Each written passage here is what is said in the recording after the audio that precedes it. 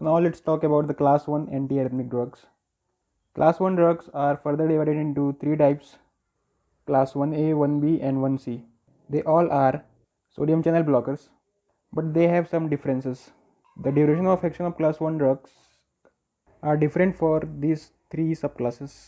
1A acts for 1 to 10 seconds and 1B less than 1 second and 1C the highest duration, that is more than 10 seconds.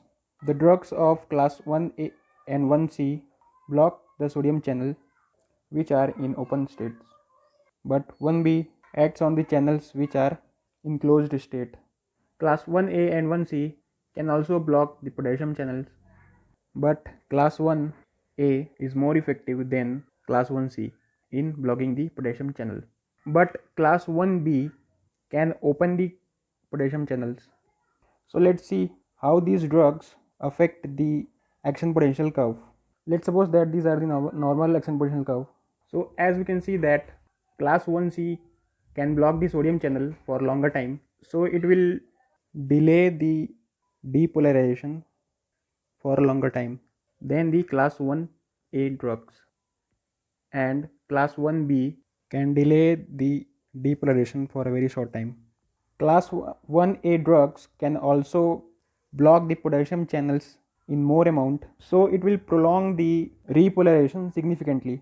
And 1C can also block the potassium channel slightly, so it will prolong the repolarization slightly. But 1B is able to open the potassium channels, so the curve will be like this. So as we have discussed in part 1 video, that this interval represent the QT interval. So here we can say that class 1A drugs can increase the QT interval, and class 1B drugs can decrease the QT interval, and class 1C can also increase the QT interval but very slightly. So here we can see that class 1A drug and 1C drugs can actually affect the or increase the refractoriness of the normal myocardial cells and accessory pathway also. So we can say that class 1A and 1C drugs can act as AV blocking agents, but class 1B has no effect in AV conduction. These class 1A drugs can also block the cholinergic receptors, so they act as anticholinergic drugs. And we know that anticholinergic drugs are AV stimulators. Here the anticholinergic effect is more prominent than AV blocking agent. So overall 1A drugs are AV stimulators, so it will cause PR shortening, and 1C drug can cause PR prolongation. Class 1C drugs are also known as most arrhythmogenic drugs.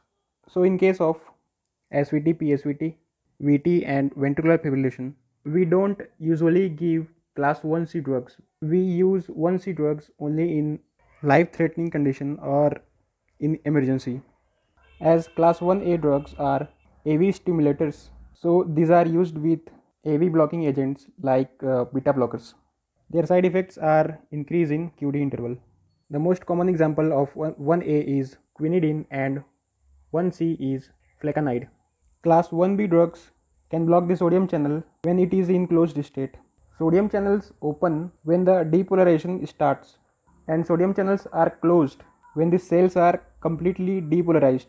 So class 1B drugs are used in arrhythmia which arise due to MI and digoxin toxicity. So let's see what happens in the MI.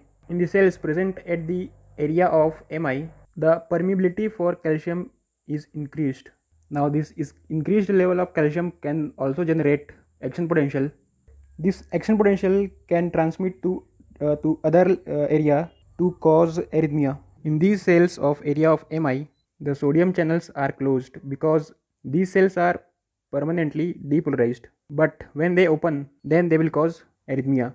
So when we give 1B class of drugs, then this propagation will not occur and it will prevent the arrhythmia in the patients of MI. The same condition occur in case of digoxin toxicity. The most common drug in this class is lidocaine.